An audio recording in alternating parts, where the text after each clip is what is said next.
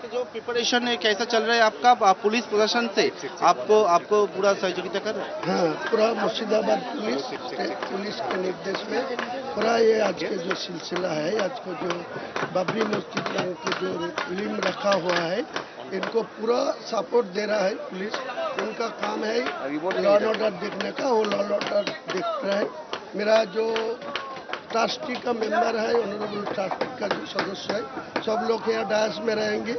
बाद में यह जो मेरा मौलाना समाज, आलिम समाज, जो लोग यहाँ आएंगे, सब लोग मेरा को सब कोऑपरेट कर रहा है, सब लोग मेरा को साथ है।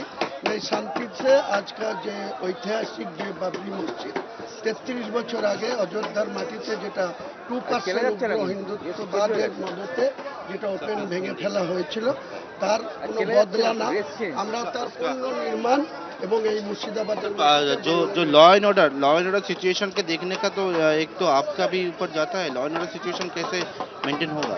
मैं पूरे के पूरे भरोसा है, मेरा कम्युनिटी मेरा साथ है, मेरा कौम मेरा साथ है, वो कोई दिक्कत नहीं आएगी, कोई तकलीफ नहीं आएगी।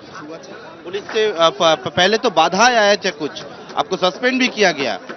वो छोड़ दिए, वो लिए आज कोई रिएक्शन नहीं ले दूंगी। मेरा जो हो गया छोड़ने दीजिए। आज के दिन में ये कुरान का 1450 साल आज के दिन में पूरा होते हैं।